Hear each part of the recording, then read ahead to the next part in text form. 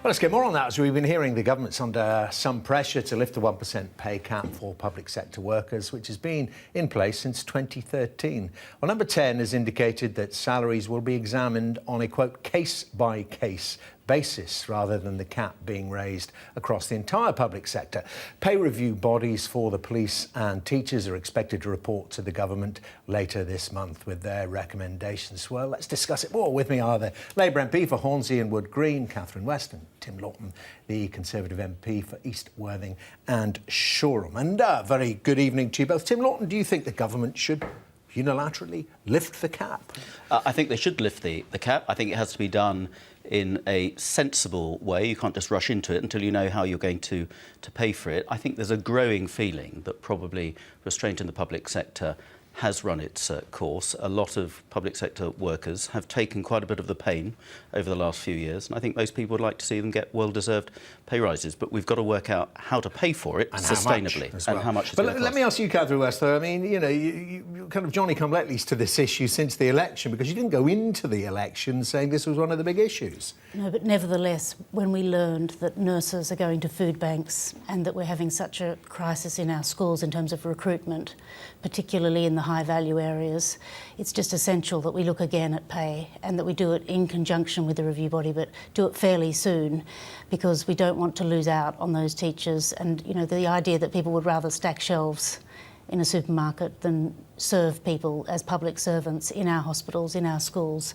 that's pretty disappointing. OK, right. So, I mean, we've got a degree of agreement here, but Tim Loughton raises the point cost and who pays for it. I mean, it could cost, because we're talking about inflation round about 3%.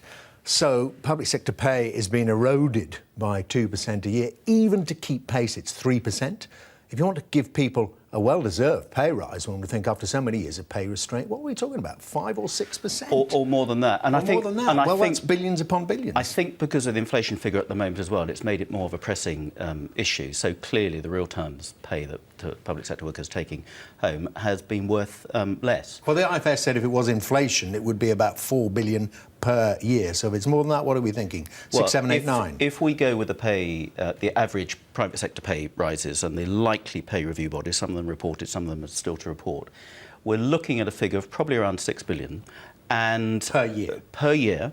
And when we get to 2021, it's more than 9 billion. So these are large amounts of money. We're talking about over 5 million of the workforce, a third of those within the NHS, slightly fewer amongst teachers. Park that, because I'm going to come back to you on the paying for it all, but take that figure and what I said earlier on about, yes, the Labour manifesto in the general election had a lot of spending promises in there and a lot of costings, but this wasn't one of them. So isn't this extra? Well, even before that, of course, we were promised by Mr Osborne. Do you remember Mr Osborne?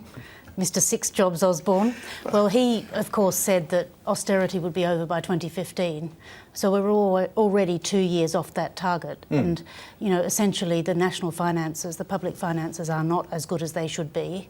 And despite promises, you know, that the government has made, that borrowing is beyond what it should be. OK, no, we've got the analysis here, but just, you know, we're going along nicely here. We've got agreement here. We've got the numbers now. Tim Loughton putting some pretty big numbers up there. We multiply them by 5. Let's take 7 or 8 million. Let's talk about 40 billion, which was not costed in the Labour manifesto. No, but equally, I think you do have to look at the saving that you would make if you invested in public sector workers. So at the moment we know my local hospital has just got on a plane and gone to the Philippines to try and find nurses, because we cut back on the student grants for nurses, we cut back on the bursaries for nurses and living, you know, the housing costs and all the rest of it.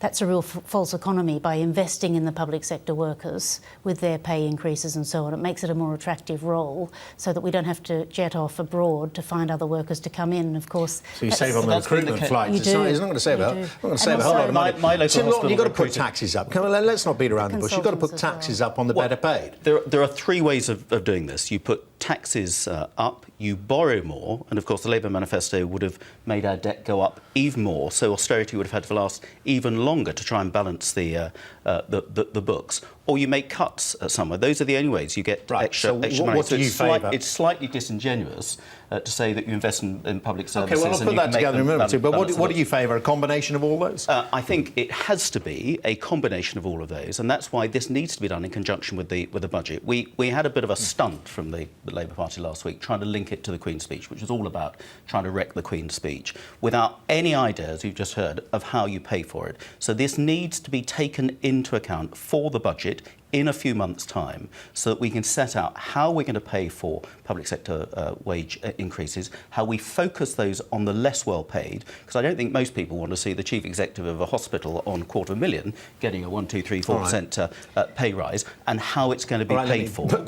Equally, back to the Catherine West. we did find the billion for the DUP, and that's the trouble with the we can't have austerity argument, because the fact is there is a magic money tree to keep you in exactly, power. We've got some is evidence going of into that. National Health Service in Northern Ireland well, as well. I'm wanting my own part. constituency of Hornsey and Wood Green to become a province, so that I can attract £1 billion funding for my constituency. I'm not sure you'd like some of the other policies there as well. But let's get back to the money. That mix that Tim Loughton's talking about, higher taxes, but Labour would already put those taxes up and earmarked it for somewhere else. So would it have to be cuts in other areas? What Labour has said is that people earning PAYE and paying PAYE tax would not pay it until they were earning 80,000, but then they would be in a higher tax bracket. But equally, once you get to the 150, then you are 150,000 a year, then you are paying again more.